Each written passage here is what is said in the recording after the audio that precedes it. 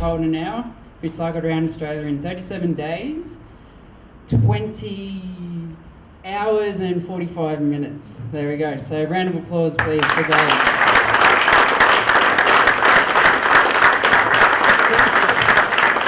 First question, did you ride here? Not today, mate. Early retirement. How's your body recovering? I guess over the course of the trip, my weight went up and down. I lost a lot of weight early on, but overall I lost about 5 kilograms by the end of the trip. But I had some issues along the way, particularly with my feet. Right knee and right shoulder were the biggest issues. It was funny, early on when I did some testing over at the University of Queensland, I thought I was the perfect weight at 75 kilograms, and the message came back, look mate, you need to lose 10 kilograms. And I thought, I thought I was in good nick, but it was all bad news. To tackle this record, because I don't think anyone here would probably go, you know what, I'm going to try and race around Australia, you know, it's just 14,000 kilometres, you know. What was your inspiration behind that? I guess there were a couple of things for me.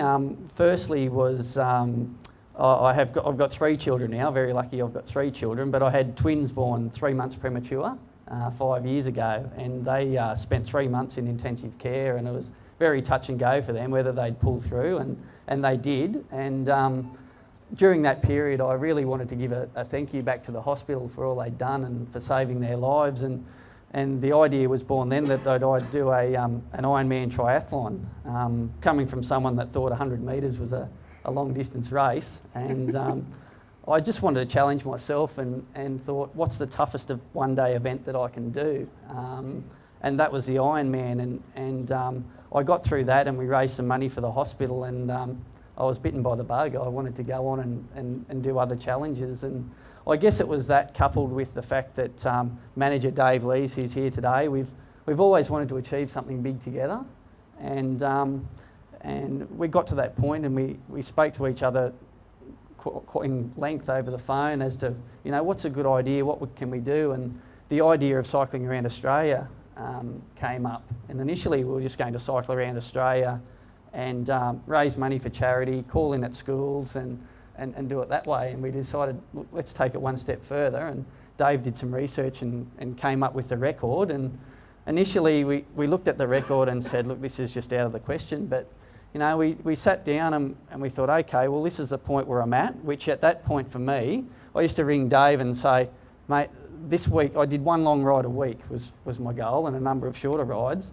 And I still remember calling Dave early on and saying, mate, I rode 60 kilometres today. You know, this is, and him on the other end of the phone, he was so excited. This is terrific, you know, we're really making progress. And yeah, it really started from there, and I tried not to look at too far ahead and just set little goals and just chipped away and till we got to where we did. So how much money have you raised so far for the Royal Flying Doctors?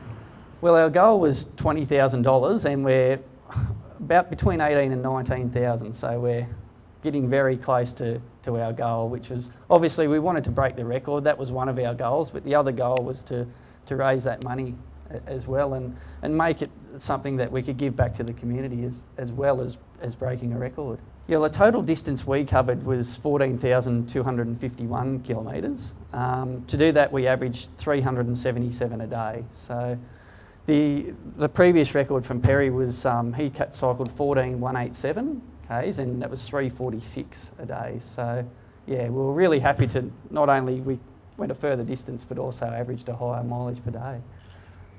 And how many hours does that translate to riding on the bike? Anywhere from 15 hours onwards. We had a couple of days where we sort of went well in excess of that.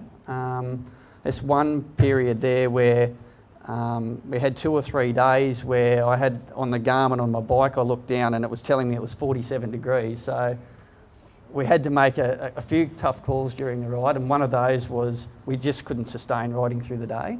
So the decision was made to change to nights, and how we went about that without losing time was a really strategic decision. And the only way we could come about it was, okay, we get up, we leave at 6 or 6:30 in the morning, and we don't go to bed that night. So that's what we did, and we rode right through the night till I think it was about 11 o'clock the next morning.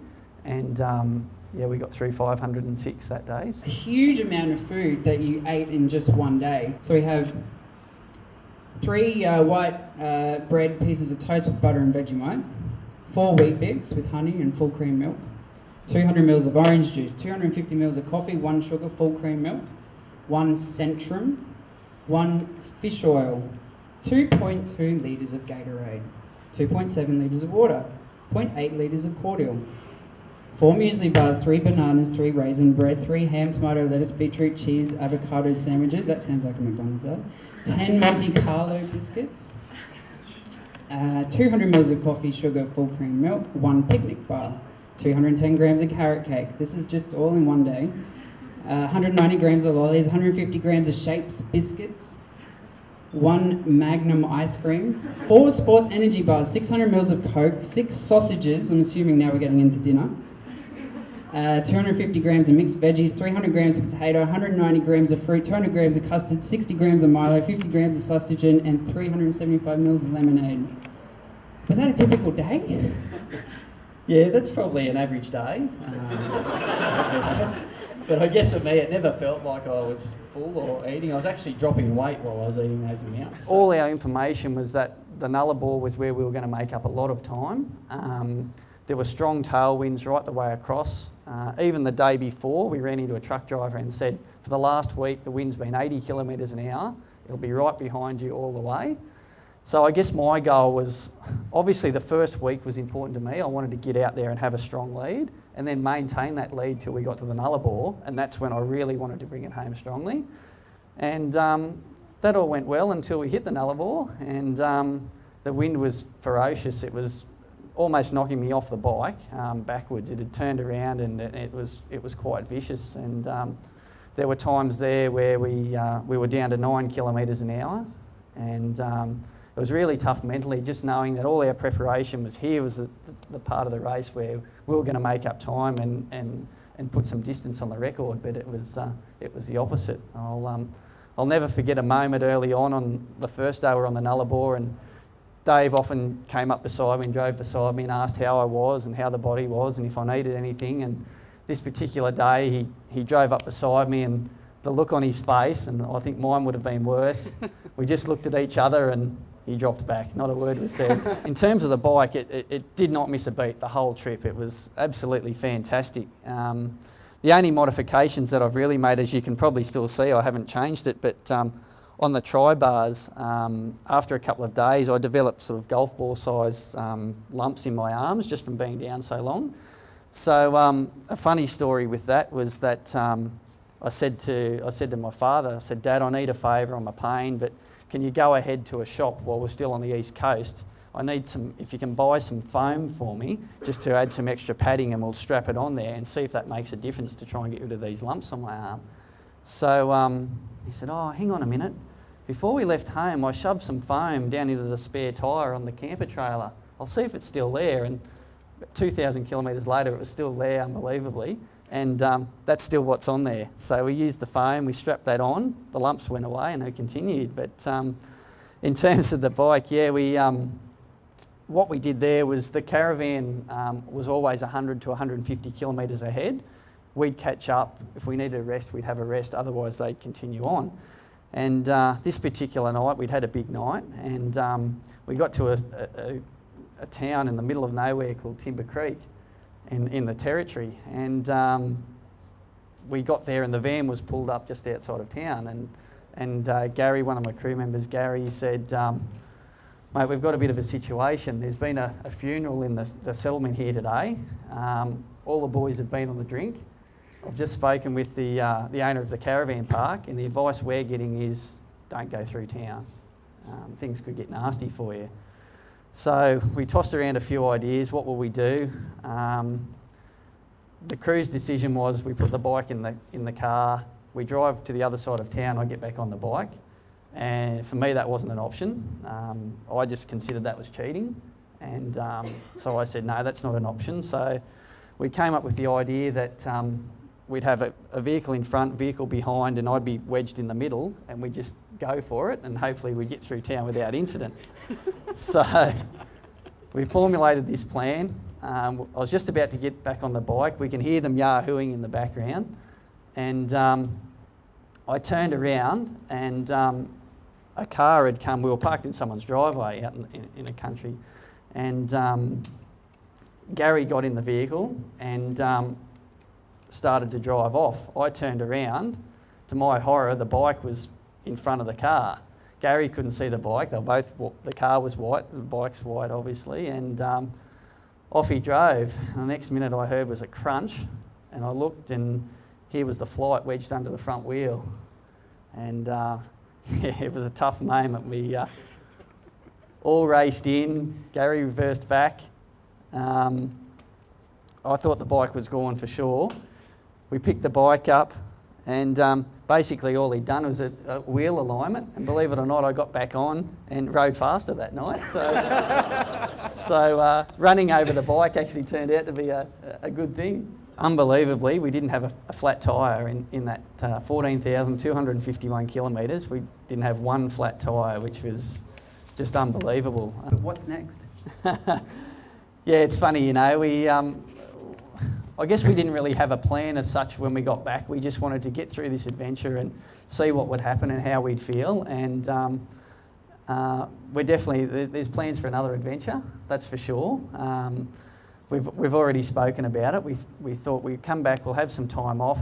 The original plan was I'll have the Christmas off and just recoup and see how the body is. But we've been back 2 weeks and we're already talking about the next adventure. So whether that's cycling or something else, we're not sure at this stage. But yeah, stay tuned. There will be another adventure. Is it the same course, but you just go and do Tasmania as well? Well, it's funny when we got back and pulled up. It was obviously it was quite an emotional time for me and for Dave. It was 2 years of hard work, and we'd had a lot of setbacks and a lot of kicks, but we got through it. And team comedian Gary, which is Dave's father, he came up and he gave me a big hug and he said, "Mate, for Christ's sake, tell me we're not doing a victory lap." We do have something for you. And to present that, I'd like to invite David Ajala, the Managing Director for Supercheap Auto and Gold Cross, up here to present you with a token of our appreciation. Just before I do that, I also want to congratulate you on an unbelievable feat. Very inspiring. I think it's a testament to how many people are here today from our office to see your story and even listen to the last 20 minutes. I think it's hard for any of us to appreciate how much you went through to do what you did. I mean, it really was amazing. And to put it in some perspective, the Tour de France, which I'm sure a lot of us have watched, do about 3,000 to 4,000 kilometres. So we're talking about 3 or 4 Tour de France's in a 37-day period. So it is quite amazing. And it's great to hear the flight bike took you the whole distance. A good endorsement. We actually might need a test driver for our flight bikes in the future. We might be calling you. But again, well done, and yeah, for your efforts and certainly your support of our business, and you've been a great ambassador. We have got something to present to you. So this is a plaque, a momentum of our appreciation of your support for our business and certainly what you achieved. Fantastic.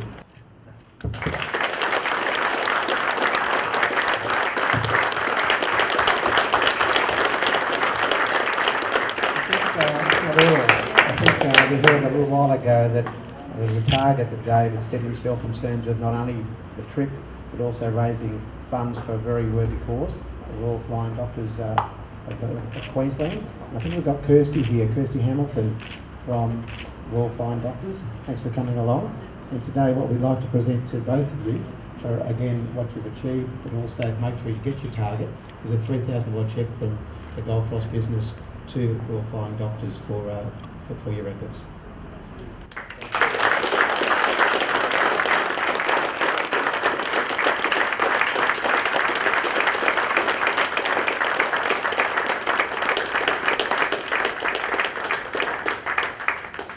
On behalf of the Royal Flying Doctors Service, we just want to say thank you very much for Dave for his amazing accomplishment. It's fantastic. Thank you so much for your support. Appreciate it. Yeah, I'll just finish if I can by thanking Gold Cross and their support. They've been fantastic. Josh and all the crew, every time we've come into the store, Nothing's been an issue for them. They've set us up with a bike. You know, the story goes on, and one of the things we're hoping to do now is write a book on this, because the lead up to it is just amazing, the things that have happened. And one of those things is with 10 weeks to go, we were trying to break a world record. We had 10 weeks before our departure. We had nowhere to live. We didn't have a cent between us at all, and we didn't have a bike. So without Gold Cross and Flight, this dream wouldn't have happened. So I really thank you sincerely for all your support, and it's been a great adventure, and we look forward to the next one. Thank you.